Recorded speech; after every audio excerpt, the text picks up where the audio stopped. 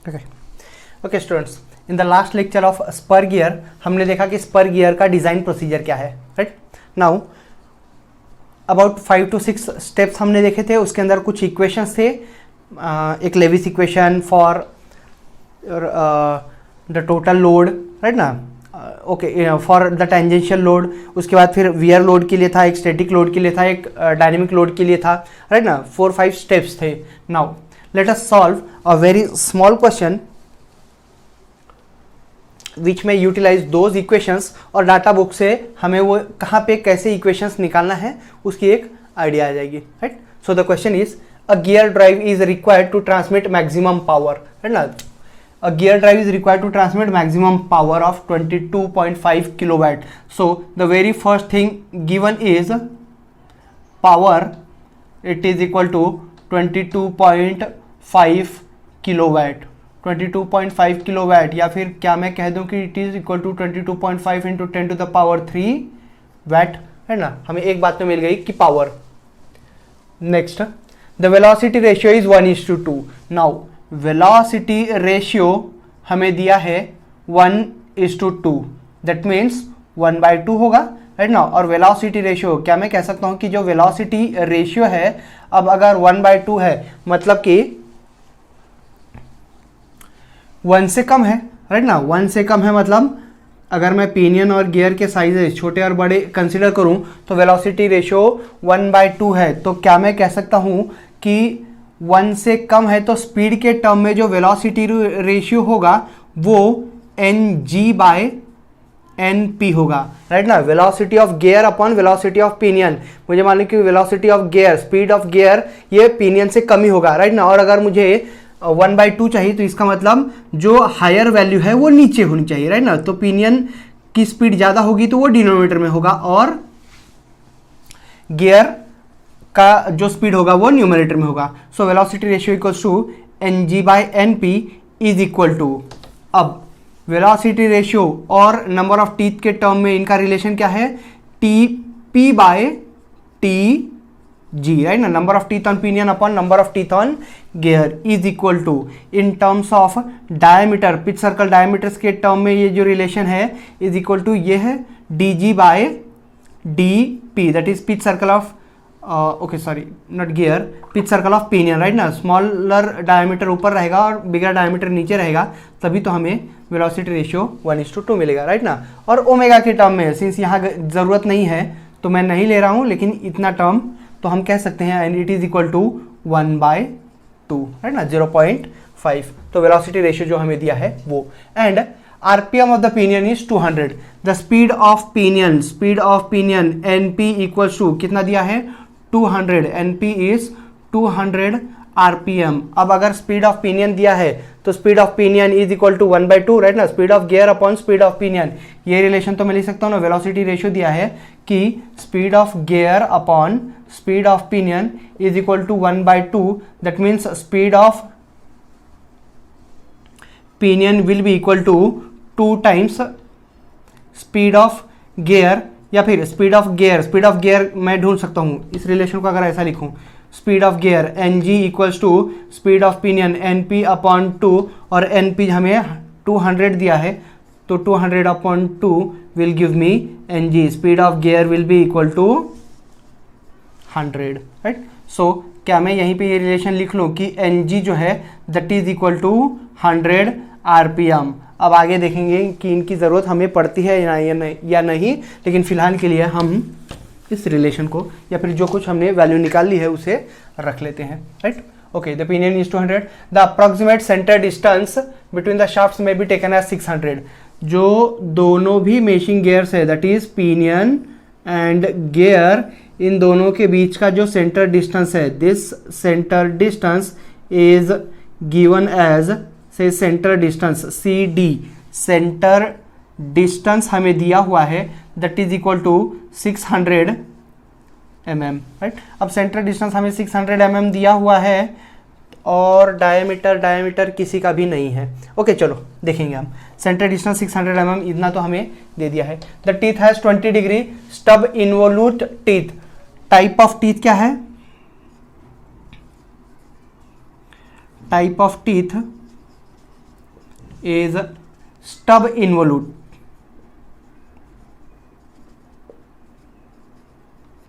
Right?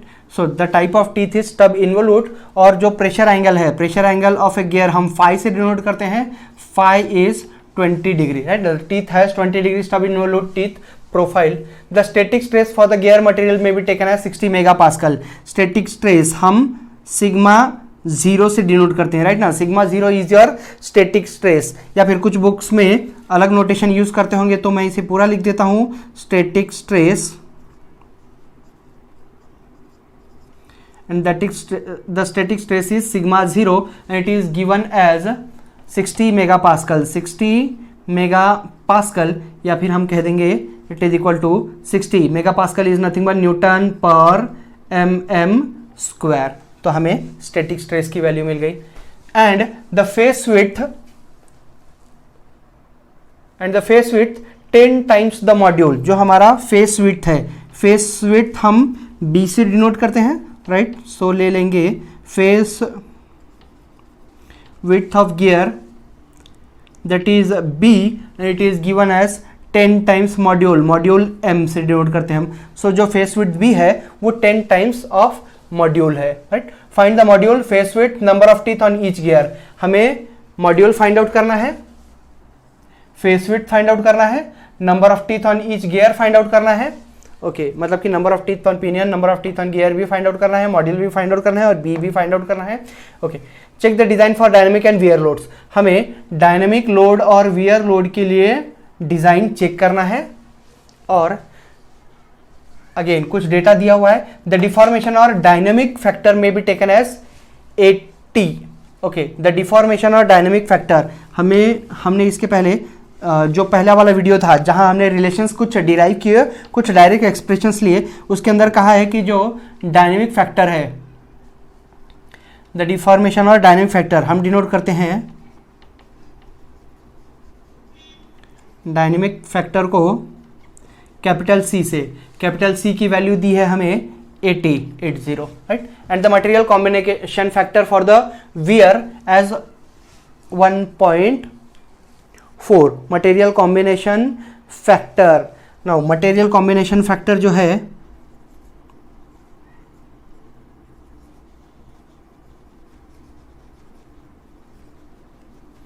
Material combination factor को हम k से डिनोट करते हैं एंड k की वैल्यू हमें दी है डायरेक्टली 1.4. और उसके बाद for the wear material combination factor for wear के अंदर जो मटेरियल कॉम्बिनेशन फैक्टर है उसकी वैल्यू 1.4 है. एंड एंडोरेंस लिमिट जो है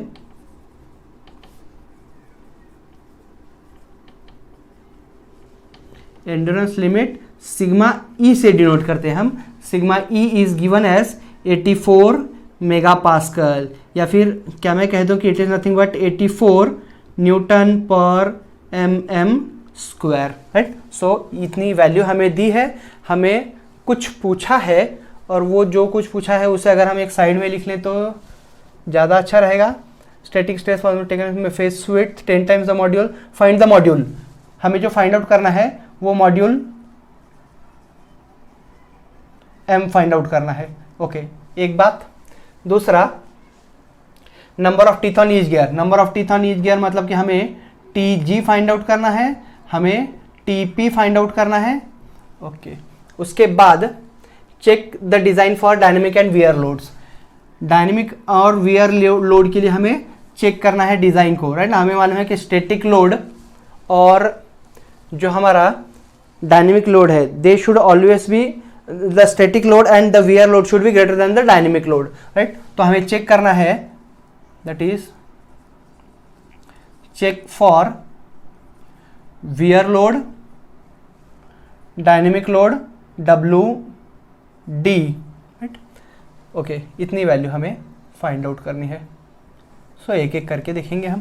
राइट, ओके, अब बात आती है कि हम अप्रोच कहाँ से करें. राइट, नाउ अप्रोच करने के लिए डायमीटर्स, नंबर ऑफ टीथ, कुछ वैल्यूज निकालने की कोशिश करेंगे. सो हमें सेंटर डिस्टेंस दिया है। क्या यहां से ये जो रिलेशन है, ओके, हमें ये तो मालूम है कि हम जब भी किसी स्पर गियर को डिजाइन करते हैं तो वेरी फर्स्ट स्टेप जो है वो हम फाइंड आउट करते हैं, इसको निकाल देते हैं। Okay, the very first step is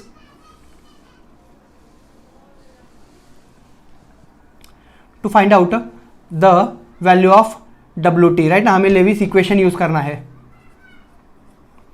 Levi's equation क्या कहता है कि the tangential load WT is equal to static stress sigma 0 into the velocity factor CV, sigma 0 into CV into B into pi into M into the Lewis form factor Y, right.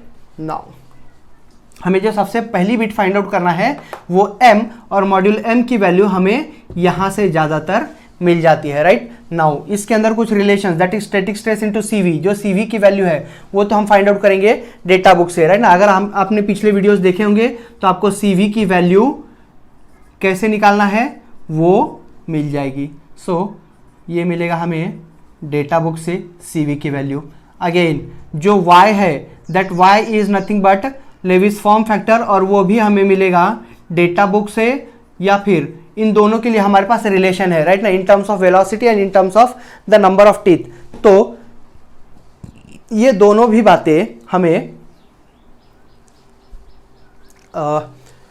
Data book से मिलेगी, right. Now अब इस relation को जब हम use करते हैं तो हम आइदर WT जो है वो आइदर पिनियन के लिए फाइंड आउट करते हैं या फिर गियर के लिए, राइट ना। हमने दो केसेस देखा था कि अगर static stress into Y of pinion, right ना, अगर सेम मटेरियल की है, अगर सेम मटेरियल का है तो हम एक फैक्टर फाइंड आउट करते हैं, and that factor is your strength factor.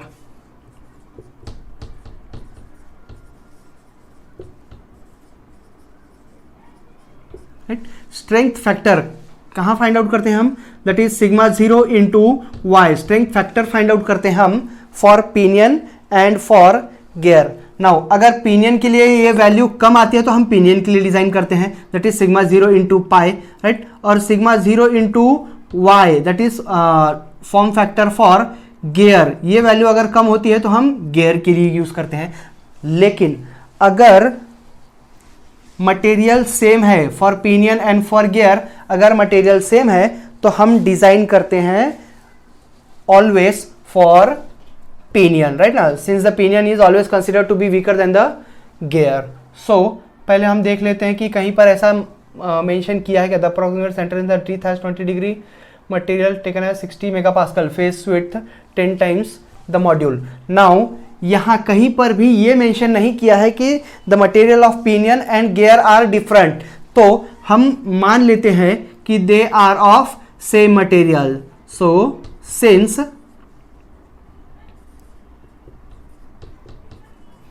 Pinion and gear are of same material, तो हम फाइंड आउट करेंगे फॉर पिनियन।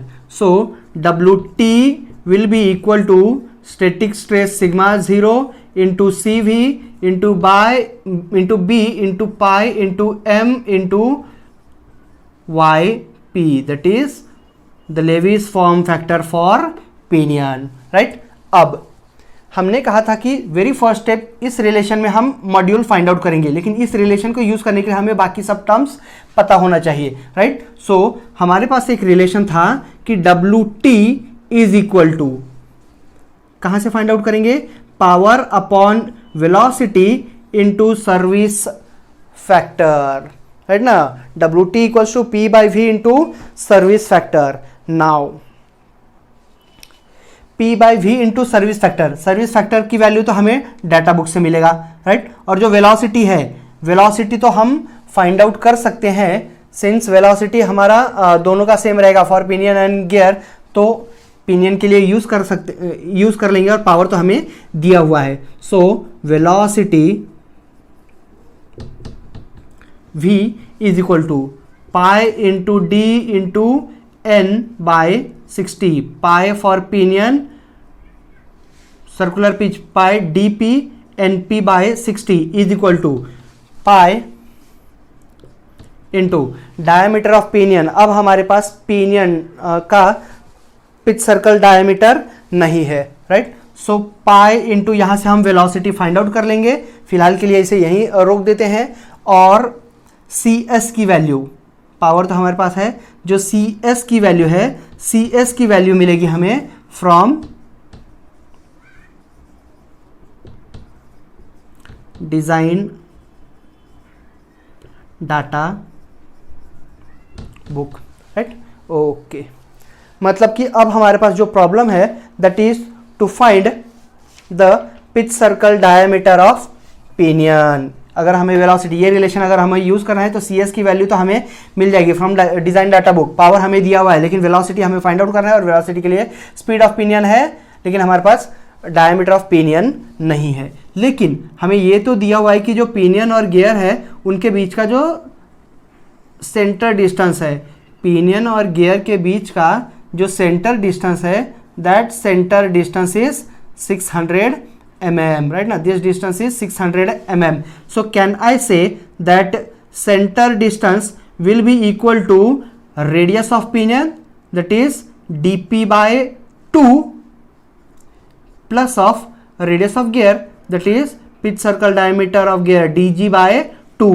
और सिंस डायमीटर सेम है तो क्या इस रिलेशन को मैं ऐसा लिख दूं, dp plus dg by 2, right. Now अब dp और dg का रिलेशन यहां देखो, velocity ratio dp by dg is equal to 1/2।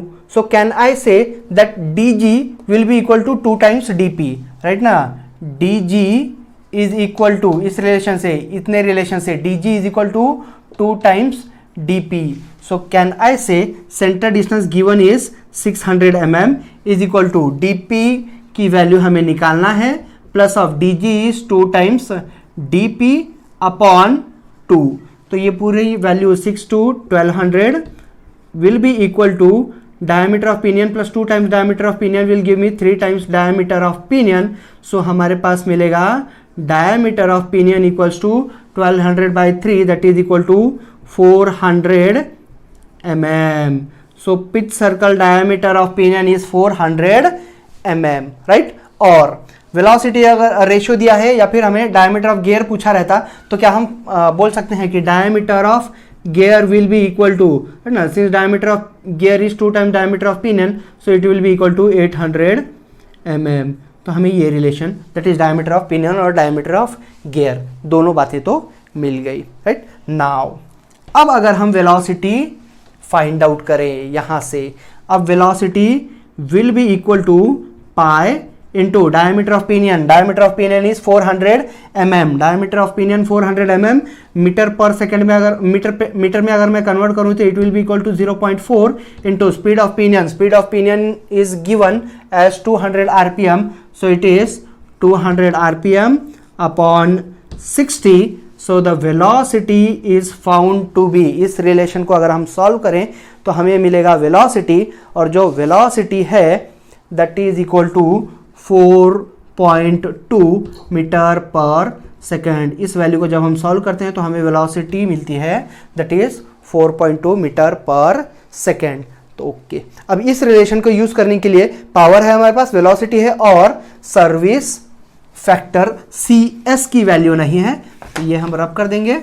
अब cs की वैल्यू अगर आपने पिछली वीडियोस में देखा होगा तो हमने कहा था कि हमने वो पूरा टेबल ड्रॉ करके दिखाया था कि ऐसा कुछ टेबल होगा आपके डिजाइन डाटा बुक में, राइट। अब वो डिजाइन डाटा बुक में से हमें सर्विस फैक्टर cs की वैल्यू फाइंड आउट करनी है।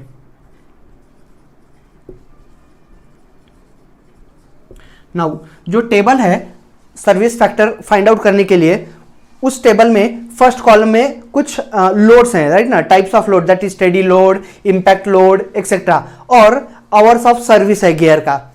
तो अब यहां प्रॉब्लम में कहीं पे भी हमें ना टाइप ऑफ लोड दिया है और ना ही हमें सर्विस आवर्स दिया है, तो इस बात को हम cs फाइंड आउट करने के लिए अज्यूम करेंगे। Assuming steady load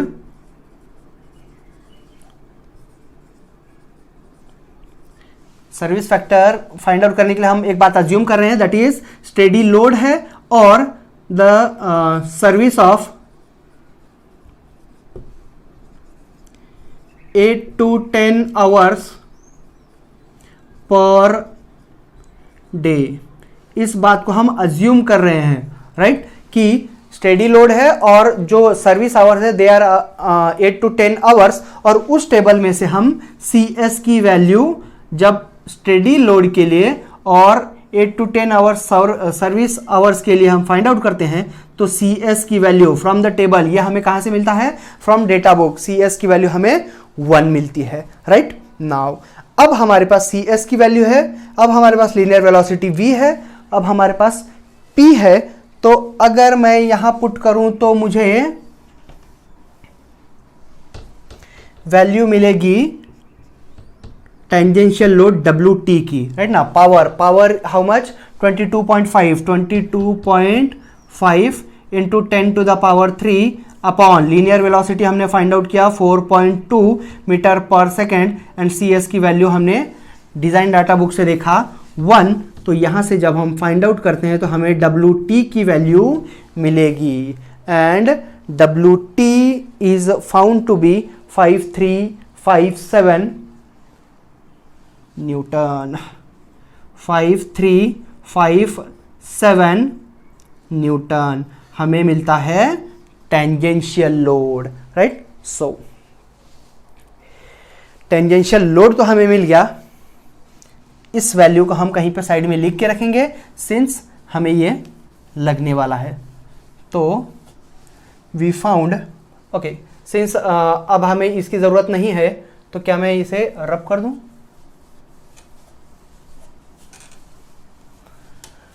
at least it will save some space. So tangential load WT we found is 5357 Newton, right now.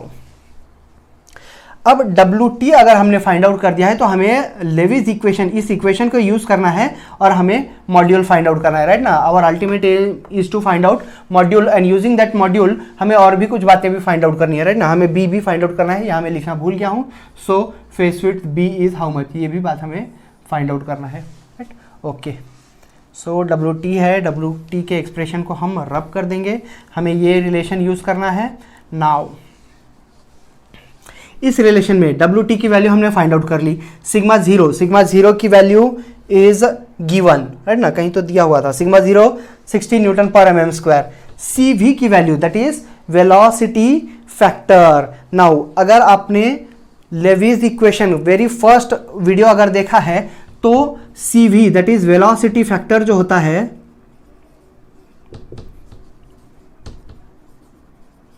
Velocity factor वो डिपेंड करता है नंबर ऑफ टीथ के ऊपर और वेलोसिटीज के ऊपर, है ना। Velocity factor depends on velocity of the teeth, और for the velocity less than 10 metre पर second and type of teeth the relation is 3/3 plus linear velocity V, velocity factor का रिलेशन। नाउ इस relation को learn करने की जरूरत नहीं है, इसे एक बार सिर्फ देख लीजिए और ये डिजाइन डाटा बुक में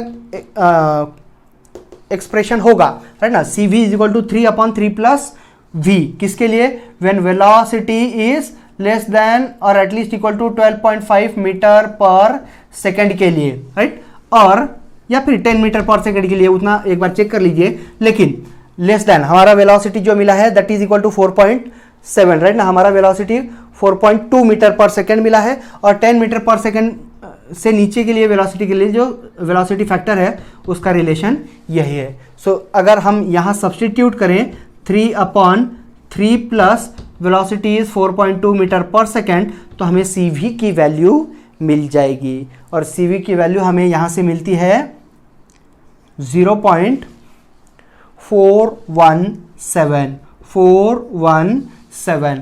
तो इस एक्सप्रेशन को हम अलग से लिख लेंगे कि CV हमें मिलता है 0.417, राइट। तो हमें स्टैटिक स्ट्रेस मिल गया है, CV मिल गया है, B की वैल्यू तो इन टर्म्स ऑफ मॉड्यूल दिया है, सो उसका कुछ बात ही नहीं है, pi is your constant.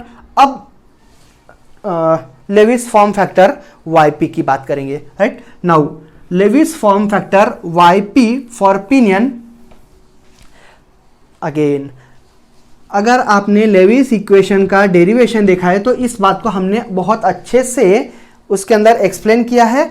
YP is equal to, it depends on the number of teeth, right. YP की वैल्यू number of teeth and type of teeth के ऊपर डिपेंड करता है, right. Now YP is equal to for 20 degree stub involute teeth, हमें teeth कैसा दिया है, type of teeth is stub involute teeth, और जो प्रेशर एंगल है वो 20 डिग्री है, तो उसके लिए एक्सप्रेशन है 0.175 minus of 0.841 upon number of teeth on pinion, right ना। YP हम किसका फाइंड आउट कर रहे हैं, फॉर्म फैक्टर फॉर पिनियन। अगर हम गियर के लिए फाइंड आउट करते तो number of teeth on gear लेते, राइट। और पिनियन का क्यों फाइंड आउट कर रहे हैं, क्योंकि when the material are for the gear and pinion are same, तो हम हमेशा WT जो है वो पिनियन के लिए फाइंड आउट करेंगे। अगर डिफरेंट रहा तो हमें मालूम है कि हम सिग्मा 0 इंटू YP या फिर सिग्मा 0 इंटू YG लेंगे और फिर इनमें से जो भी कम होगा उसके लिए डिजाइन करेंगे, राइट, आइदर फॉर पिनियन और गियर, राइट। तो फिलहाल सेम मटेरियल के लिए हम फॉर्म फैक्टर पिनियन का लेंगे। Now YP is equal to 0.175 minus of 0.841 upon number of teeth, ये एक्सप्रेशन किसके लिए है, for 20 degree stub involute teeth, right. Now यहां बात आती है number of teeth on pinion find out करने की।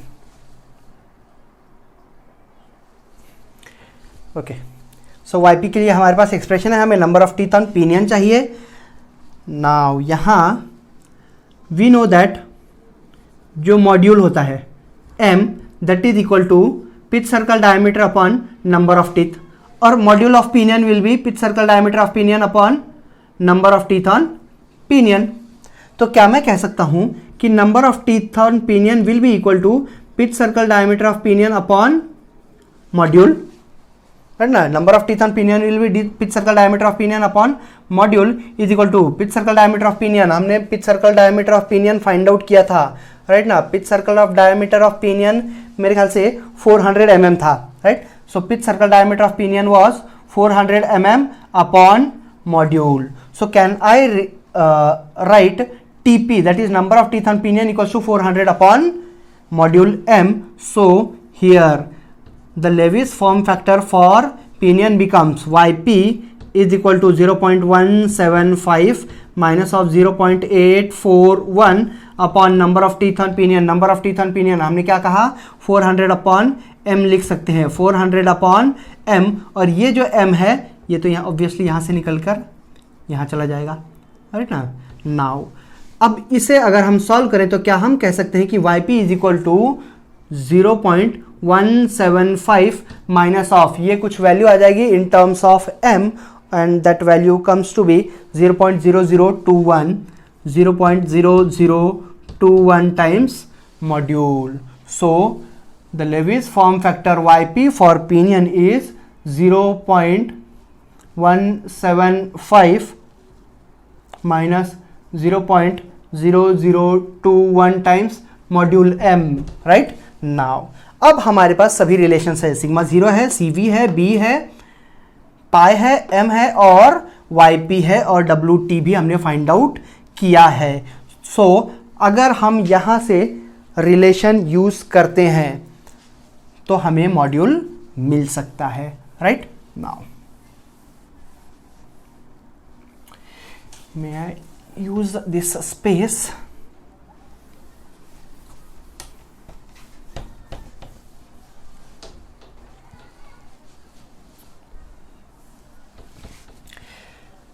Using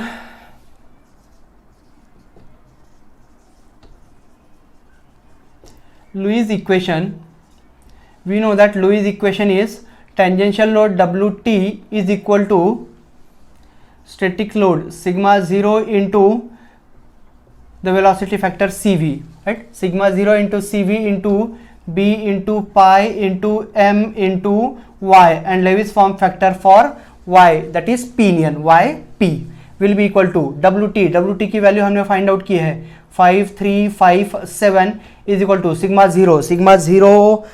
जीरो जो है वो हमने फाइंड आउट किया है, okay, that is given 60 newton पर mm square, so it is 60 into CV की वैल्यू इज 0.417, राइट, 60 न्यूटन पर mm। अब जो वैल्यू है mm में है और ये न्यूटन में है, तो वो सब थोड़ा सा ध्यान देते जाइए।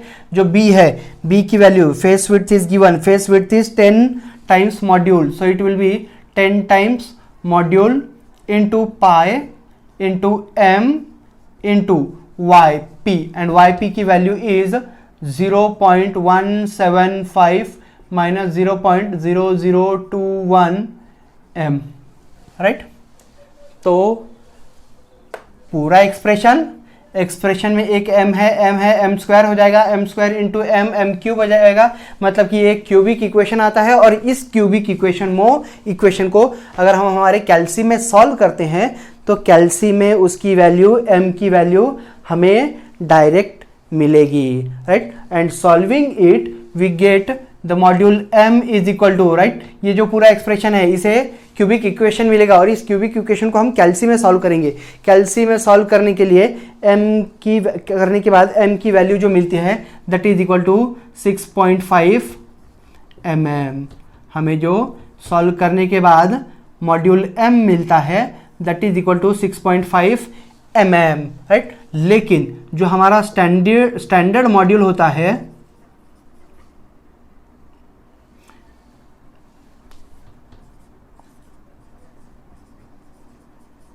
स्टैंडर्ड मॉड्यूल 6.5 से जो हायर वैल्यू है वो एक ले लेंगे, that is m equals to 8 mm। तो हमें module first thing find out करना था, हमें मॉड्यूल मिल चुका है 8 mm, module m is 8 mm, right. Now अब अगर हमें मॉड्यूल मिला है तो क्या हम कह सकते हैं कि module m equals to pitch circle diameter of pinion upon number of teeth on pinion. So 8 is equal to pitch circle diameter of pinion was 400 mm upon number of teeth on pinion हमें मालूम नहीं है, so number of teeth on pinion TP equals to, हमने अगर solve किया तो हमें TP की वैल्यू मिलेगी, so TP value is 50, right? So there are 50 number of teeth on pinion। तो क्या मैं कह सकता हूं कि number of teeth on pinion is 50, right? And velocity ratio states that velocity ratio is equal to in terms of number of teeth, that is number of teeth on pinion upon number of teeth on gear, and it is equal to 1/2. So can I say that number of teeth on gear will be equal to 2 times number of teeth on pinion is equal to 2 times number of teeth on pinion is 50, so number of teeth on gear is 100, number of teeth on gear is 100, so number of teeth on gear is 100, right? Okay, number of teeth on pinion, number of teeth on gear, ये value हमें मिल चुकी है, right. और एक value हमें find out करना था that is face width, right. तो फेस विड्थ क्या दिया है हमें, face width b is equal to 10 times module, right. Module कितना मिला है हमें, 8 mm, so 8 equals to will be 80 mm, right. So face width b is 80 mm, face width b is 80 mm, right. तो जो बातें पूछी थी हमें वो वैल्यूज हमें मिल चुकी हैं, right. Okay, now the thing remaining is we have to check the design for wear load and dynamic load. Remember, the wear load should be greater than the dynamic load, right?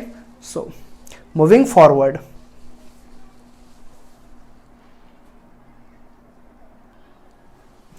okay, let us move forward and check the design for static load, right? पहले हम find out कर लेंगे static load. So the static load, that is Ws, is given as by Buckingham's equation. Buckingham's equation states that static load sigma E is equal to the sigma E, that is endurance limit, into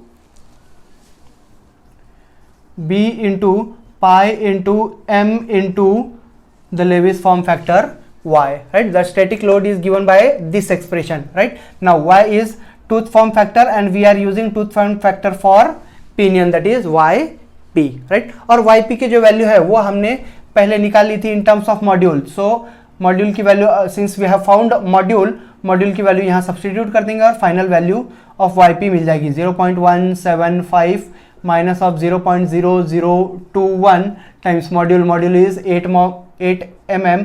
so final yp solve करने के बाद the value of yp to be found is 0.1582.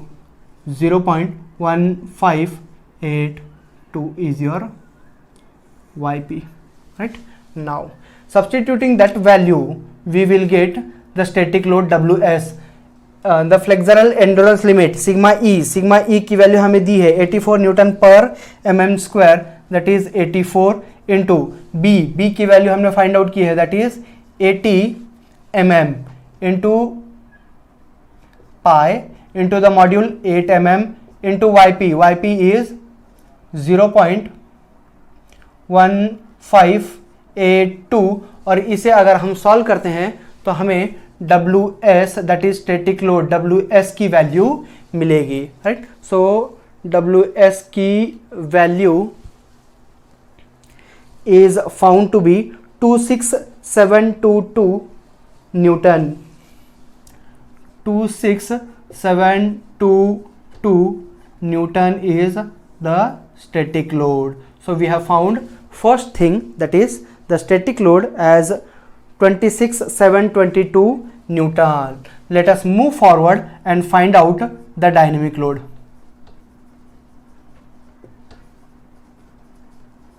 We know that dynamic load WD is equal to tangential load WT plus of incremental load Wi, where Wi is given as 21 times linear velocity v into b into c plus of Wt upon 21 v under root of bc plus Wt, right? So this is the expression for finding out the dynamic load, right? Now अब इस relation में velocity v हमने find out किया है, that is 4.5, right ना? We found linear velocity v equals to 4.2 metre पर second. हमने बहुत पहले इनिशियली ही फाइंड आउट करके रख लिया था. सो हमारे पास वेलोसिटी है, फेस विड्थ b है, हमारे पास जो डायनेमिक फैक्टर c है, राइट ना? c is dynamic factor, c is 80, right? So the dynamic factor c is 80 and Wt की वैल्यू हमने फाइंड आउट किया है, राइट ना, वेरी पहले ही. तो Wt substituting all those values we will get Wd, that is the dynamic load equals to Wt equals to 5357 plus of 21 times linear velocity v is 4.2 metre पर second into b की value जो है that is equal to 80 into c की value, c is dynamic factor c, it is again 80 plus of Wt is 5357 upon ये relation, that is 21 into 4.2 under root of b is 80 into c is again 80 plus of 5357, okay, and solving this expression हमें dynamic load मिलेगा and the dynamic load is found to be 10630 Newton. So the dynamic load is this much, right? We have static load, we have dynamic load, and then move forward and find out the wear load. The wear load as given as WW equals to diameter of pinion, pitch circle diameter of pinion, that is dp into b into the factor q into k, where q is the ratio factor, right? Q is a ratio factor which depends upon velocity ratio and number of teeth, right ना. Either velocity ratio, अगर आपके पास velocity ratio है तो भी उसके लिए अलग अलग रिलेशन है, और अगर नंबर ऑफ टीथ है तो उनके लिए भी एक रिलेशन है, राइट. सो क्यू की वैल्यू हम फाइंड आउट कर सकते हैं. अगेन इसके लिए इस एक्सप्रेशन को हमने पिछले वीडियो में बहुत अच्छे से डिफाइन किया था. क्यू के दो रिलेशंस हैं, उन्हें एक बार देखिए, उसके बाद क्यू की वैल्यू कैसे मिलती है that will be found. And the value of k is given that the material combination factor in wear load, right ना, k material combination factor in wear load is given 1.4, तो k की value हमें 1.4 directly दी है, right. So the thing which we have to find is q, that is the ratio factor, और q की वैल्यू होती है is equal to 2 times tg plus tp, 2 times tg upon tg plus tp. It depends on velocity ratio and internal and external gear type of meshing, right. So q की value आप यहाँ substitute करोगे, और tg और tp अगर आपके पास है तो ये वैल्यू तो आप सब्सटीट्यूट करके फाइंड आउट कर सकते हो. सो 2 into tg, number of teeth on gear is of course 100, number of teeth on pinion 50 है, तो 100 प्लस ऑफ 50, तो यहाँ से मिल जाएगा हमें q की वैल्यू, एंड कैलकुलेट करने के बाद हमें q की वैल्यू मिलती है 1.33. और इस q की वैल्यू यहाँ जब हम सब्सटीट्यूट करेंगे, diameter of pinion, pitch circle diameter of pinion is 400 mm, the b that is the face width is found to be 80 mm, q की वैल्यू है 1.33, and k, that is the material combination factor is 1.4, so 1.4 value जब हम substitute करेंगे तो हमें मिलता है w, that is wear load, and the wear load is found to be 59584 Newton, right. So this is wear load. Okay.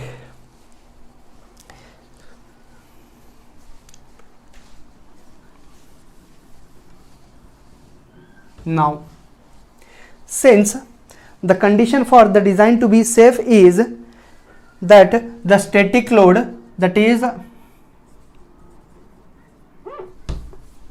you can take here, since the static load Ws and the wear load Ww is greater than the dynamic load Wd, right now. Static load, dynamic load is 10,630, wear load is 59,000, and static load is 26,000, right. 10,000, 26,000, 59,000. So can I say that the wear load and static load are greater than the dynamic load? And when static load and wear load are greater than dynamic load, we can say that the design is